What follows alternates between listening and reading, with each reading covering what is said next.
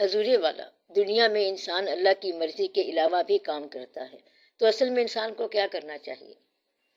اللہ تعالیٰ نے فرمایا ہے کہ یہ نافرمان ہیں، یہ نافرمان لوگ ہیں۔ اب نافرمان کا مطلب کیا ہے؟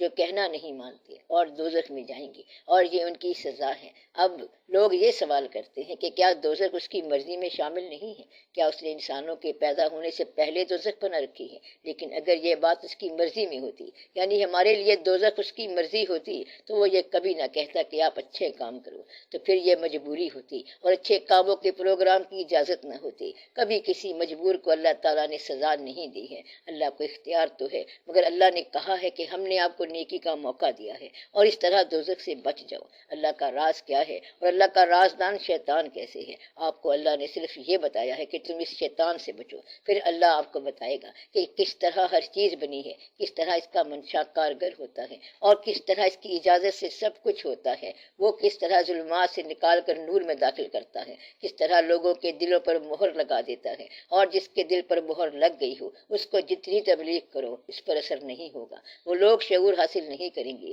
کیونکہ ختم اللہ علی قلوبہم۔ پھر اللہ نے کہا کہ یہ راز مجھ سے مت پوچھنا کہ میں ایسا کیوں کرتا ہوں، بلکہ یعنی میں تم سے پوچھوں گا، یہ میں نے تم سے پوچھنا ہے کہ تم نے کیا کیا، نہ کہ تم نے یہ پوچھنا ہے کہ میں نے کیا کیا۔ اس لیے آپ اللہ سے نہیں پوچھ سکتے۔ اگر انسان باغی ہو کر پوچھنے پہ آ جائے تو پھر پوچھے گا کہ یہ شیطان بنانے کا کیا مقصد ہے؟ یہ تو مان کہ یہ تیری قدرت سے باہر کا نظام ہے، مگر اس کا تو تیری قدرت سے باہر ہونے کا سوال ہی پیدا نہیں ہوتا، تو پھر یہ کیا ہے؟ یہ بات کب سمجھ آئے گی؟ جب پہلے تو حکم میں آ جائے گا، تو جب تو خود حکم میں نہیں آ رہا تو پھر سوچ کیا رہا ہے اور سمجھ کیا آئے گی؟ اس لیے ہمارے ذمے یہ کام ہے کہ بندہ بننا، بلکہ اللہ کا بندہ بننا، سر جھکانا اور جتنا راستہ ملتا ہے اس کو طے کرتے جانا، ورنہ تو یہ بڑی وسیع باتیں ہیں اور ساری کائنات بہت وسیع ہے، اس کی کیا سمجھ آئے گی؟ آپ صرف اپنے دنیا میں دیکھو، ہونا یہ چاہیے تھا کہ ایک دین ہی رہتا اور دنیا میں انسانوں کے لیے ایک دین ہوتا، تو پھر یہ دوسرے دین کدھر سے آ گئے؟ یہ مسئلہ حل ہونا چاہیے تھا اور ایک ہی دین میں سارے مل کر اللہ کی بات کرتے، ایک ہی محفل ہوتی، ایک محفل ذکر ہوتی، اللہ اللہ ساری کائنات کرتی اور محفل میں شریک ہوتی، مگر ایسا نہیں ہوا۔ اب یہ اللہ کی اپنی مرضی ہے۔ لوگ کہہ سکتے ہیں کہ جب ہم ایک دین میں داخل ہو گئے تو اس دین میں سارے ایک جیسی ہی نماز پڑھتے، ایک جیسا کام ہوتا، سارے ایک جیسی توجہ میں رہتے اور سب کا رزق ایک جیسا ہوتا۔ ہم دیکھتے ہیں کہ محنتیں رائے گاں ہوتی ہیں، مثلا محنت کرنے والا مانگ کے کھا رہا ہوتا ہے اور جو محنت نہیں کرتے ان کے پاس بہت دولت آ جاتی ہے۔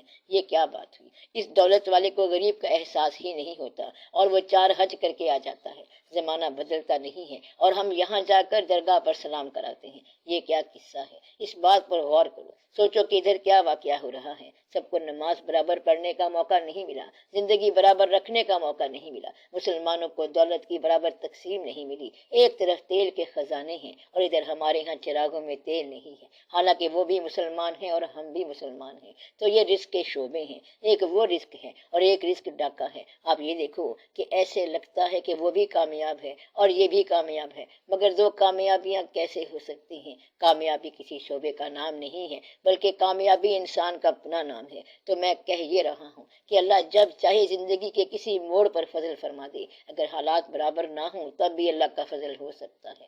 تو یہ جو ہمارے مرتبے ہیں یہ پہچان کے لیے ہیں، اصلی بات تو یہ ہے کہ اللہ کے ہاں جو متقی ہے وہی عزت والا ہے اور کامیاب ہے۔ یہاں پر آپ یہ غور کریں کہ کیا ایسا ممکن ہے کہ انسان بظاہر اپنے مقصد میں کامیاب ہو جائے اور زندگی ناکام ہو جائے؟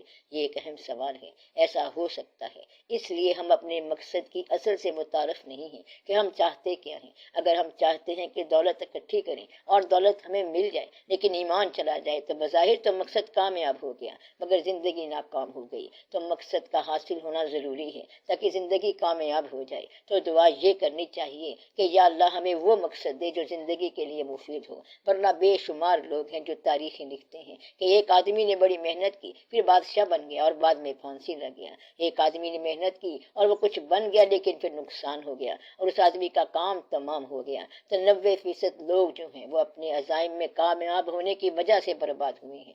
یہ ہوتی ہیں ناکام کامیابیاں، یعنی کامیابی مل گئی لیکن بندہ ناکام ہو گیا۔ تو اس طرح اسلام کے خلاف عمل کرنے والی ایک پارٹی جو ہے وہ کربلا میں کامیاب ہو گئی، مگر کامیابی تو ہو گئی لیکن زندگی ناکام ہو گئی۔ اس لیے یہ دیکھنا چاہیے کہ اصل میں کامیابی ہے کیا۔ تو انسان کا مقصد بنیادی طور پر نیک ہونا چاہیے۔ ہمارا جو کاروبار ہے اس کا مقصد تقریباً دنیاوی ہوتا ہے، تو پھر اس مقصد اور مفہوم کے مطابق نتیجہ نکلے گا۔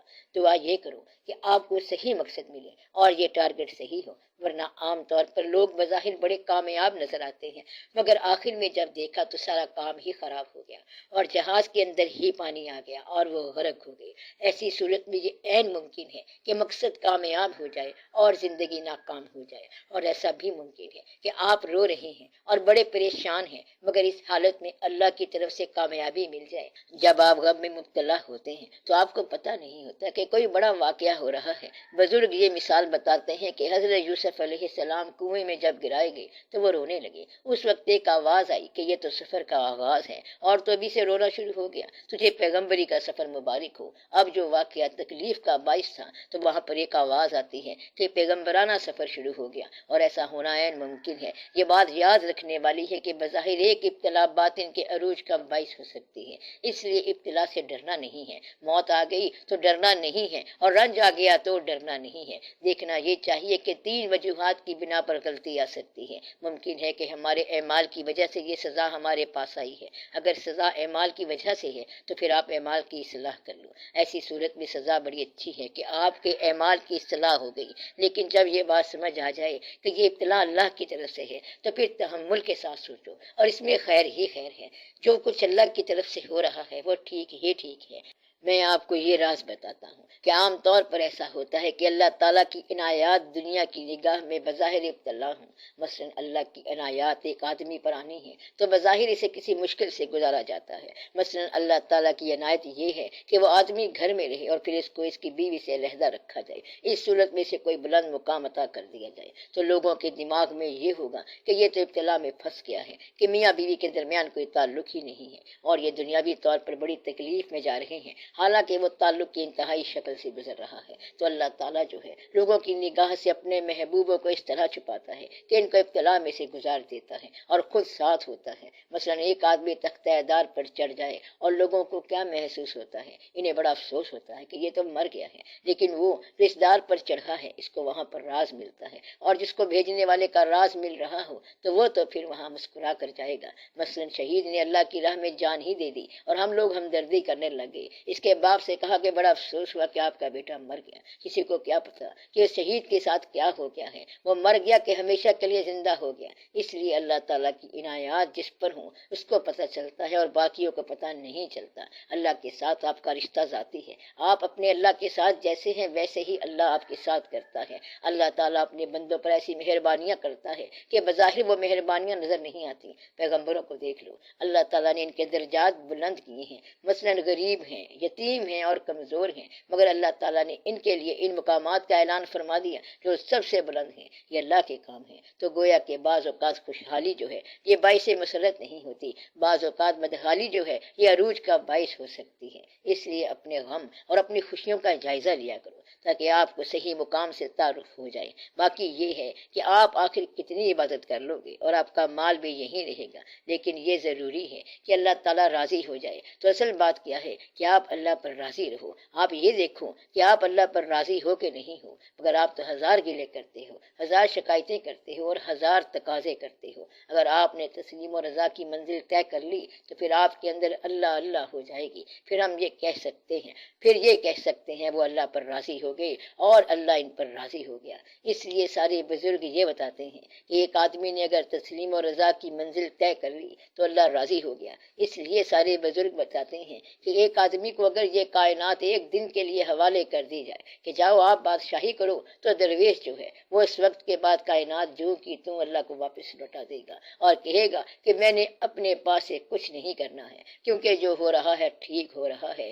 اے میرے رب، تو نے کوئی چیز باطل پیدا نہیں کی۔ درویش یہ کہتا ہے کہ جو چل رہا ہے ٹھیک چل رہا ہے، اور اپنی طرف سے نہ اس میں اصلاح کرتا ہے نہ امینڈمنٹس کرتا ہے، چپ چاپ کائنات کو چلنے دیتا ہے اور اپنا سفر طے کرتا ہے۔ اس کی منزل اللہ ہے۔ سب پہ اللہ کا فضل ہونا چاہیے۔